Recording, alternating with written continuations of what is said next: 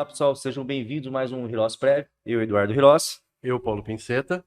E eu, José Ayrton. Hoje trouxemos um convidado especialista em RPPS, tá? Ele vai falar um pouquinho do RPPS, vai falar um pouquinho da profissão dele como advogado, doutor aqui, nosso José Ayrton, vai falar da importância do RPPS. Pode falar, doutor. Bom, pessoal, primeiro é um prazer estar aqui. Eu venho acompanhando o conteúdo de vocês há um tempo e conteúdo espetacular. E as pessoas têm que aproveitar mesmo, porque o que vocês fazem aqui é muito legal. É um conteúdo super completo, só questões relevantes. E, de novo, é um prazer estar aqui. Então, vai fazer mais um podcast, tá? Porque ele falou bem de nós. Exatamente. Vamos já tá marcado aí. Eu sou advogado já desde 2004. Acabei me especializando na área do direito previdenciário e regime geral, mas mais especificamente RPPS, né? O regime próprio de previdência, previdência do servidor público. E estou nessa área aí há um tempão, né? Lutando contra os desafios dessa área muito maluca, muita alteração, muita legislação diferente, muita coisa para a gente conversar hoje. E é legal que quanto mais alterações, melhor para se advogar, né? Eu sempre falo, assim, em tese, todo direito que exige o administrativo, ele é um direito mais lucrativo. Por quê? Porque demanda conhecimento. Então, você tem que estar renovando. Pegamos aí, ó, a emenda constitucional trouxe a alteração do regime geral. Influenciou diretamente no regime próprio. E você está vendo na prática isso, né? Se a gente for pegar o histórico, por exemplo, os regimes próprios, eles existem há muito tempo. Mas na Constituição de 88, isso foi cristalizado lá no artigo 40. E aí permitiu municípios e estados a criarem regimes próprios mais organizados, apesar de antigamente ainda existir alguma coisa. De 88 até 98, não houve mudança de regra. Então foi um período ali de 10 anos de muita estabilidade dos regimes próprios. Em 98 veio a emenda 20. Já mudou bastante coisa. E em 2003 veio outra emenda constitucional, a 41, que mudou mais coisas ainda, criou mais regras, inclusive regras de transição. A gente até vai falar disso mais para frente. E de 2003 até 2019, praticamente não houve alteração. Né? Teve mais um período de estabilidade. Foi a 45 que mudou? Teve a 45 e a 70. Mas que não mudou tanta coisa. Exato, foram alterações pontuais. Sim. Então a gente pode até considerar que houve 2 períodos de estabilidade, de 88 até 98 e depois de 2003 até 2019. Agora mudou muito, porque você pega o Estado, né? Que você tem propriedade para falar da reforma que teve do Estado, né?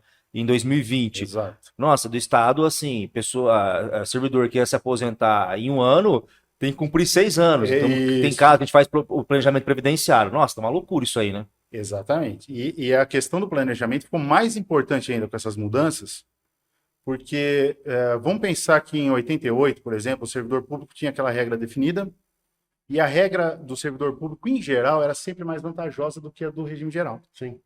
Né? Sempre foi assim. Agora, não dá para afirmar isso categoricamente. Depende não de dá para dizer. Exato. Por quê? Porque são tantas as mudanças que já houve casos do servidor se exonerar e se aposentar pelo regime geral, por exemplo. É o que a gente tenta fazendo aqui. A gente está fazendo acompanhamento com o pessoal de professores, em que eles pedem a exoneração. Daí, a partir depois do momento que sai a exoneração, eles fazem a contribuição para se filiar de novo no INSS. Isso. Mas tipo assim, a diferença é muito grande, tanto de tempo, né? Quanto de valor, como de valores. A gente, mas como você falou, é muito caso a caso. Por isso que o planejamento previdenciário nos casos do RPPS ficou, eu acho que a importância dobrou. Em relação ao teu serviço, aumentou muito? Sim. Aí é bom, né? Sim, exatamente por esse motivo. O servidor, muitas vezes, ele fica sem um chão, porque houve uma alteração e ele tinha uma certa previsão de se aposentar e a hora que ele vai para se aposentar já não é mais aquilo. E eu vou te falar uma coisa, e é muito mais complexo, porque assim, o regime geral, você sabe como é feito o cálculo. O regime próprio ele é diferente. Tem uns vencimentos, que entra, que não entra, tem tudo isso, né? Tem o período que você tem que cumprir na função, né? Tem tudo isso. Explica um pouquinho para nós isso aí, se você puder dar um resuminho só para... Vamos lá. Em questão de cálculo de benefícios, tem 2 regras básicas. A primeira é o servidor que pode se aposentar com integralidade e paridade, que é o servidor que vai se aposentar com o último salário, a gente põe entre aspas, porque tem que ver exatamente qual verbo que vai entrar, qual verbo que não vai. E tem o servidor que vai se aposentar pela média. Então, existe essa é a grande diferenciação desses dois tipos de cálculo. Um é média, o outro é o último salário.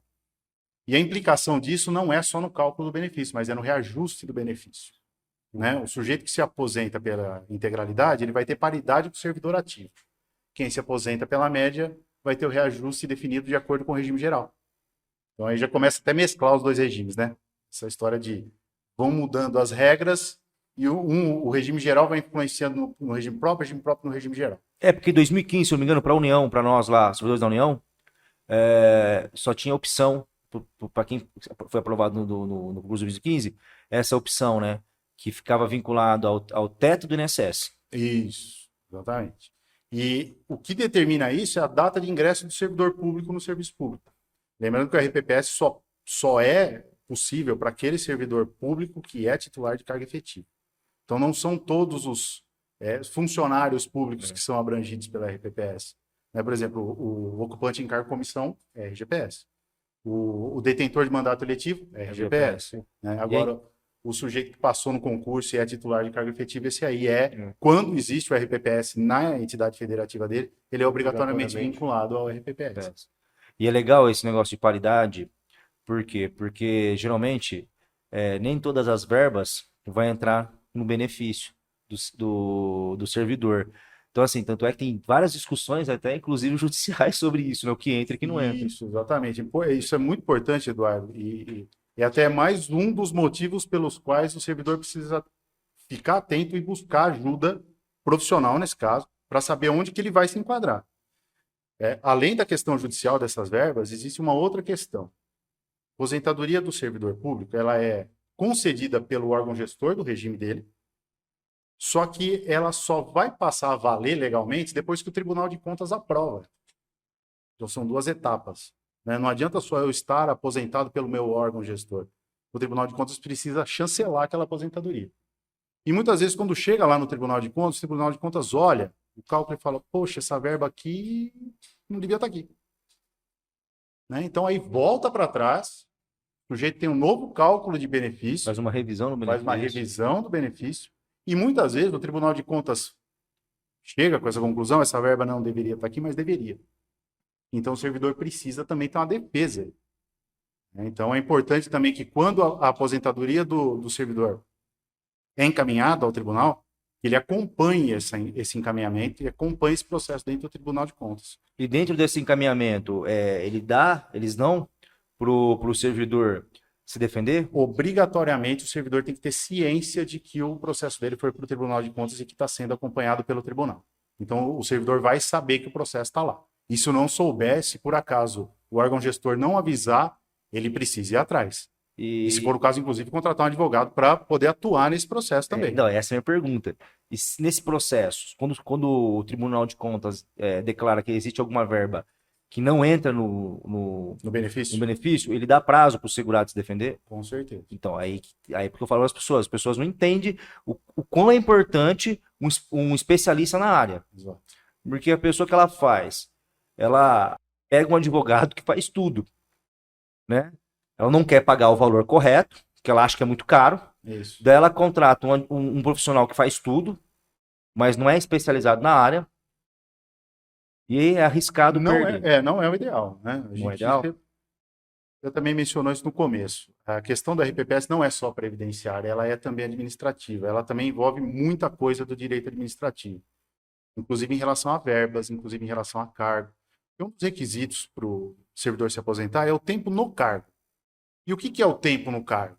Aí você tem que ir lá no direito administrativo para entender o que é isso. O que é o tempo no cargo efetivo. Né? Acontece muito com o professor. Ele entra como professor e depois ele passa para a coordenação. Depois ele passa para a direção. Isso aí muda o cargo? Não muda? Porque o meu cargo de origem ainda é o mesmo, mas eu só estou exercendo outra função. Ou isso não é outra função, é outro cargo. Então, tudo isso é quem entende de direito previdenciário que vai poder responder essas questões. E o Tribunal de Contas observa esse tipo de coisa também. E a ideia do Tribunal de Contas é diminuir o gasto, né, do Estado. Do ente federativo. A ideia é, eles estão ali para poder fazer isso, né? E cabe ao advogado questionar isso. Agora, o INSS, existem algumas interpretações administrativas que não está na Lei 8.213, né? e nem no decreto 3.048. Cabe o advogado ou a pessoa especializada analisar aquilo para poder possível uma demanda judicial, uma revisão. Exatamente, até porque a decisão do Tribunal de Contas ela é passível de questionamento judicial. E se caso essa decisão for desfavorável ao servidor, mas se houver uma tese ou um fundamento que consegue derrubar aquela decisão, só judicialmente que você vai conseguir. Então esse acompanhamento tem que ter desde o início. Muito importante isso. Legal também, quero te perguntar uma coisa que é interessante. Igual assim, as pessoas não sabem, mas nós temos uma colaboração, né? A gente, qualquer ideia nossa, sabe fazer tudo, né? Então a gente tem que delegar algumas coisas, igual o Ayrton pergunta para nós, o que dá para a gente responde, o que a gente precisa também, a gente pergunta para ele. E é uma via de mão dupla, né? Exato. Ayrton, em relação, teve muita polêmica sobre aquele aumento que teve na porcentagem de desconto do servidor, na alíquota, né? Daí, tinha alguns servidores que estavam entrando na justiça. Podia explicar um pouquinho sobre isso? Aqui no Sim. estado de São Paulo? Bom, até saiu recentemente um projeto de lei, só para responder a pergunta pelo final. Sim. Saiu semana passada um projeto de lei para revogar o desconto do aposentado no estado de São Paulo. Esse é um projeto de lei que foi assinado pela grande maioria dos deputados da Assembleia, então tem grande chance de passar isso. Está tramitando em regime de urgência. Mas o desconto previdenciário do servidor público, ele é previsto em lei. Apenas do que ultrapassa o teto do INSS. Outra das vantagens do servidor é que o teto é a sua última remuneração. Né? Obedecido, claro, o teto do seu ente federativo.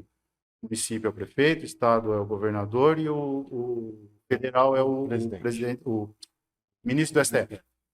Então, dentro desse teto, você como servidor pode chegar o valor do seu benefício. Mas, no que ultrapassa o limite do RGPS, o servidor paga a contribuição previdenciária respectiva do seu ente federativo. O que aconteceu em São Paulo foi que o pagamento dessa contribuição foi estendido a todos os aposentados, independente do valor do benefício. Isso aí gerou uma discussão muito grande da inconstitucionalidade, da injustiça que seria isso, porque quem recebe menos do que o teto, às vezes tinha gente aposentada com R$2.000, R$2.500, passou a contribuir com 14%. Com 14%. Se não me engano, que é a alíquota estadual. Cacetada. E a questão das alíquotas é uma questão importante, porque ela não segue do regime geral, ela tem uma normatização própria, e ela é vinculada ao chamado cálculo atuarial. Né? O cálculo atuarial vai dizer se o regime está equilibrado financeiramente, se depende de contribuições extras, se depende de aportes financeiros do ente federativo. E quando o cálculo atuarial diz que o seu regime está em déficit, você precisa corrigir o déficit. E uma das formas de corrigir o déficit é aumentando a alíquota de contribuição. Tanto do aposentado quanto do servidor ativo. Aqui no regime geral, nós temos o princípio do equilíbrio financeiro e atuarial, né? Que é um dos principais princípios, né? É saber quando o segurado vai fazer um aporte e faz uma previsão de 30 anos aí. Isso. Se nesse período alterou, né, as relações sociais, né, as relações de trabalho, e se esse período é preciso ajustar, né? Por isso que tem reformas, né? Se mudou a expectativa de vida, tudo isso, né? é considerado. Se aumentou o número de benefícios concedidos em determinado período, isso aí é tudo levado em conta no cálculo atuarial. E é legal para você ver Previdência, né? Como que é bonito Previdência. A Previdência é um campo tão extensivo, né? Que você começa a falar de um assunto e você já vai para outro assunto, né? Então, assim, o que a gente vai fazer? Como não tem tempo de falar mais coisas, nós vamos fazer um outro podcast com o doutor para a gente trabalhar com mais esse assunto de RPPS. Tantas pessoas perguntam, tá bom? Obrigado por hoje. Nosso podcast tem continuação com o doutor.